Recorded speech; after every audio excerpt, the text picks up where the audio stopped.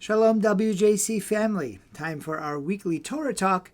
This week in Shul we will be reading Parshat Va-etchanan, and I want to use it as an opportunity to comment on the Mourner's Kaddish. Now, the Mourner's Kaddish, famous prayer, is not found in Parshat Va-etchanan, though we do find the neshamah and the V'ahavta and the Ten Commandments, the Aseret HaDibrot, are repeated by Moses in Parshat Va-etchanan. So why the Mourner's Kaddish? Well, it's based on a very odd phrase that Moshe uses towards the end of the Parsha after sharing all these very big and powerful prayers and talking about what the Jewish people are chosen for. You're a chosen people, but why are you chosen? Not necessarily that you're better than anybody else, Moses says. For a holy nation are you to the Lord your God. And you has the Lord your God chosen to be unto him a select people of all the peoples on the face of the earth. Right? It's a challenging concept of election, right? Some people misinterpret it and say Jews think they're better than everybody else because they're elected. That's not what Moses is saying here. He says, Lo merubchem mikol ha'amim, Chashak Adonai bachem vayivchar bachem, not because you are more numerous than the other peoples did the Lord your God choose you. Ki atem hame'at mikol ha'amim. In fact, you're the smallest of all the peoples. Right? God didn't choose Jews because they're greater than everyone else, but in fact that they're less than everybody else. This is this idea that, in fact, if God wants to show God's strength, God wants to have a special relationship with a small people, a people whose very survival would be a miracle. And God expresses this to Moses when we're leaving Egypt. Pharaoh's going to look at this group of people and say, wow, this God, there's holiness in the world. God must be pretty great. And that's what the Jewish people are chosen for, to bring awareness of God and that which is holy into the world. And we do that, in fact, through our smallness. Now, of course, God promised Abraham we were going to be as numerous as the stars in the sky and as the sands on the seashore. We don't seem to be that. Now, that's been interpreted in a lot of different ways. Maybe all the Jews who ever live will be that number. Maybe the impact of the Jewish people in the world will be as powerful as that. None of that's really important. And by the way, God does this a lot. God, in fact, chooses Moses to be a prophet, right?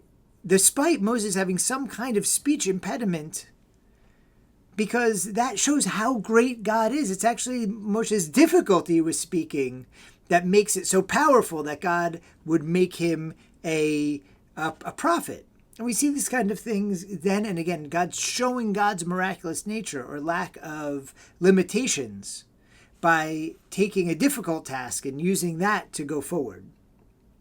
And here too, with the Jewish people, God chooses this small people.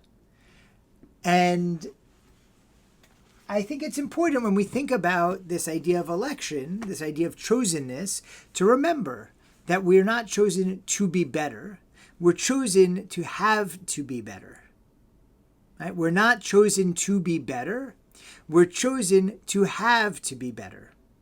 That we need to stand out and to stand out for that which is good in the world. It's why we bring Torah into the world and mitzvot into the world, to try and bring light, to shine so bright, even the small people, that we illuminate holiness and sacredness in the world. We're not the only people who has a relationship with God, a special relationship with God, but we have our special relationship with God, and that's what it is.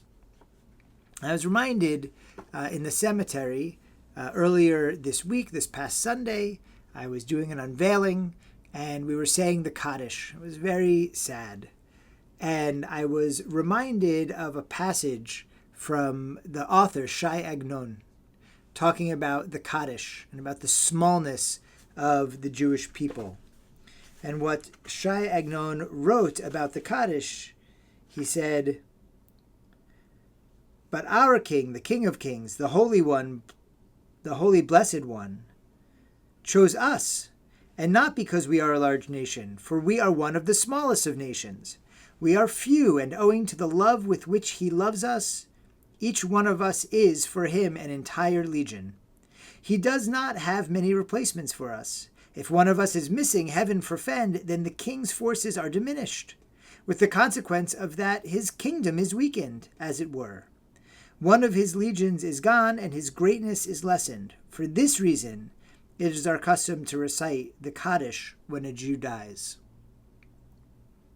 I think that's beautiful, right? Why the Mourner's Kaddish is not a prayer about death. It's a prayer about the holiness of God and God's presence in the world. And why, Agnon asks, do we recite that when somebody dies? We recite it to note that that loss is a loss precious to God. That we need to call upon God's holiness because a little of that holiness has left from the world. And it is in fact our smallness that creates preciousness. I say it's true for every Jewish person. It's true for every human being. There's only one of you. There's only one of me. There's only one of our neighbor. Each of us has a tafkid, a special task. God put us here for a reason.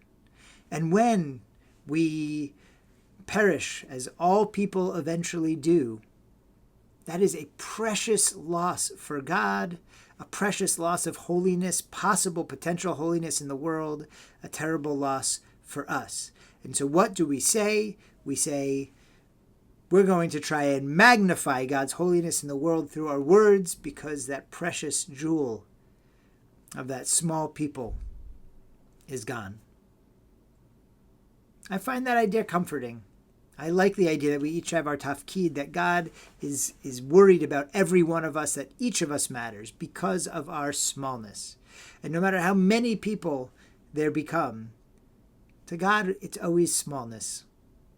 And God is always looking at us as a precious entity, a precious commodity in the world of spirit.